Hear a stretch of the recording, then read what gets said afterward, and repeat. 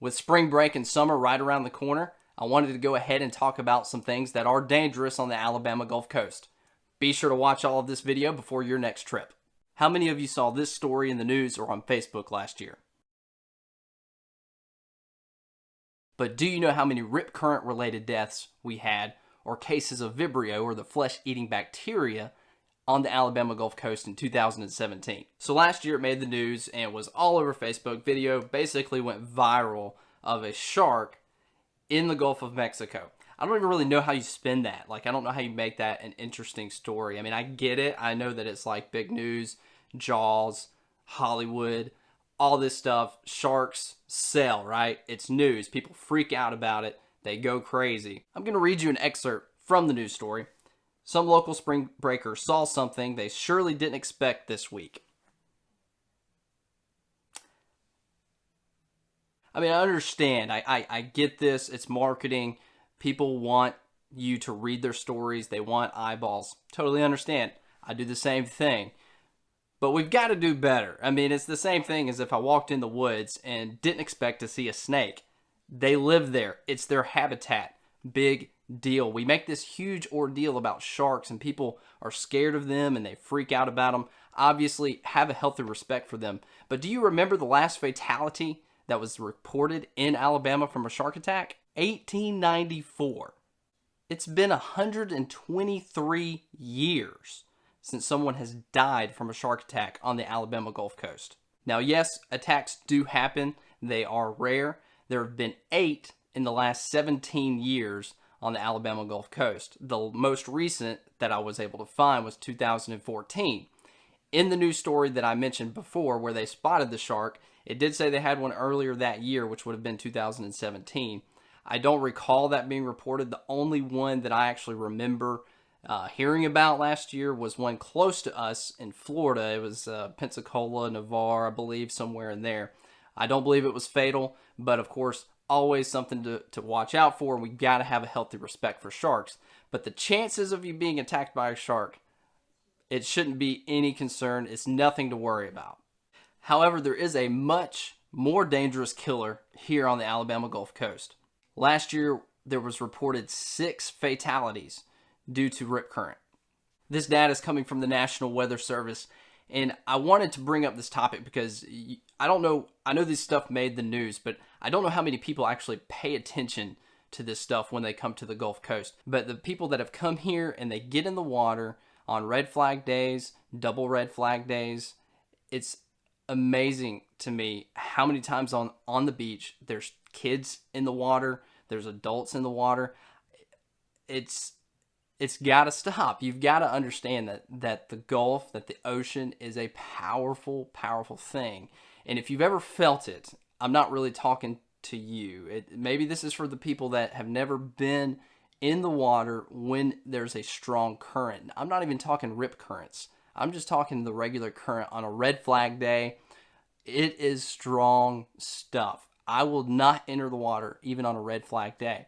And I'm going to talk about the flag system here in just a second so that maybe you can understand that better. I know that these charts are posted and sites try to educate people on reading rip currents, and that's great. It's good information, but don't rely on that. If you're a visitor here, if you don't live here and you're not around it and you're not spending a lot of time trying to understand how the water works and how the beach, how to read different things, just go off the flag system and live by that, because honestly, your life is at stake. I spend a lot of time on the beach. I have a YouTube channel and I do YouTube fishing. You can watch my videos.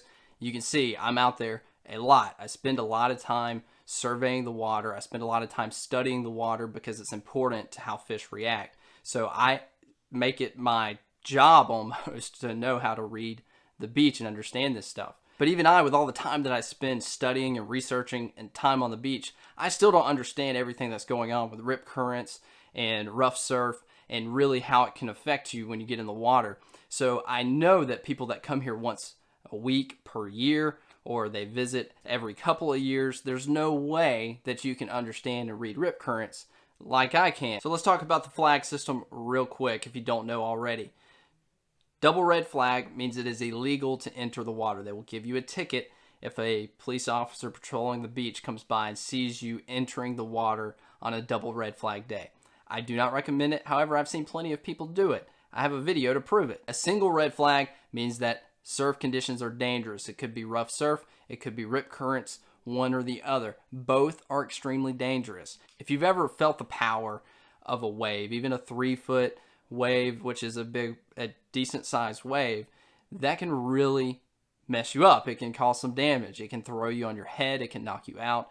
Obviously not a good thing to do when you're in the water. It's very powerful stuff. It doesn't matter how strong a swimmer you are. It can really cause some damage. And I'm not even talking rip currents here, but just the current on a red flag day is very powerful. It's very strong.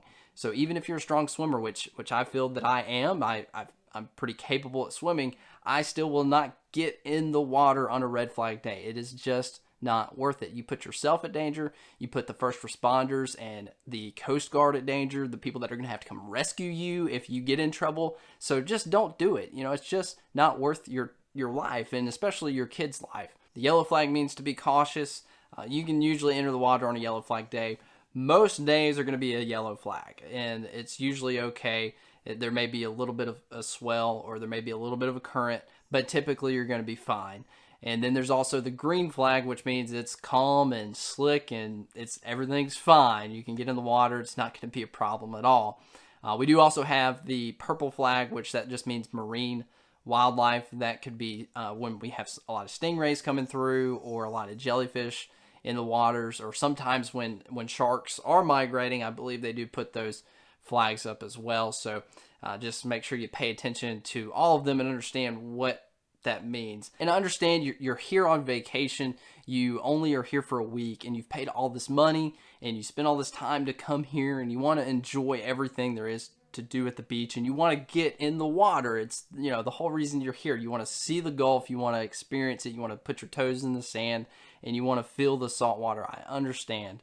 And unfortunately, if you are here when the weather is just bad and we have red flag and double red flag days and the surf is rough and the current is strong, just don't get in the water. I understand that that's disappointing and kind of a bummer, but I can't imagine the families that have come here and have lost loved ones on what's supposed to be a happy time, vacation, coming here to really enjoy themselves, and they lose a loved one because they get in the water when they're not supposed to. You just shouldn't do it. It's just not worth your life. And then you have to go back home to your hometown from vacation with one person less. I can't even imagine that. I can't imagine losing a brother, a sister, my daughter, my wife, my mother, my father. I can't imagine it. It's terrible. And I hope that maybe this message will get to some of you that don't understand this stuff and don't understand the power